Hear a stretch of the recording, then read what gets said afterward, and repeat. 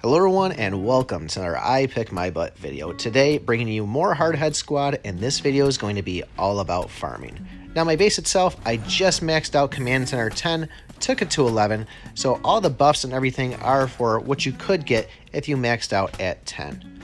But we're going to be going through farming here, and the reason behind that is I'm constantly seeing people go all the way across the map to get a tier 2 farm over the tier 1 that they have sitting right next to them. So just to show you, this is where everybody's sitting. You see the nuke bomb right there. Shout out to him, of course. But one of the big things is it better to go for a tier 2 over a tier 1? So what we're going to do is we're going to take 10 donkeys to each of them and see what it is in our region and out of our region and find out which one really is the best. And from there, we can make smart decisions on our next time we go to farm. Now, like I said, we'll take these 10 donkeys and we'll start off with a tier 1 farm in our area. Now, typically a level 1 farm is going to give 10,000 chicken legs an hour, but you see that we have a buff there because it is in our area and we do get bonuses for owning the territory.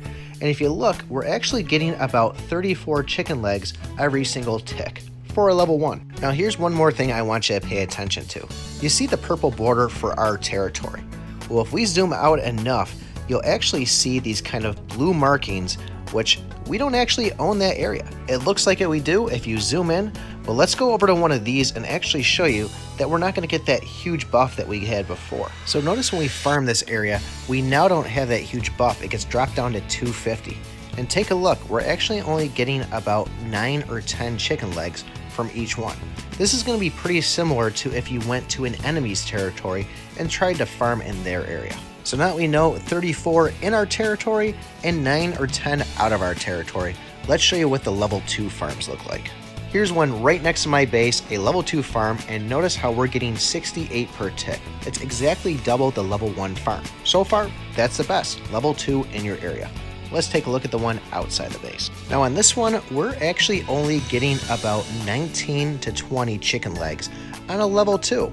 Remember that level 1 we were at inside our base, 34? Well, that shows you right there that a tier 1 inside your base is still better to farm than a tier 2 outside your base. We still have one more kicker on this, and this is the level 3 farms that you see sitting in the center of the map.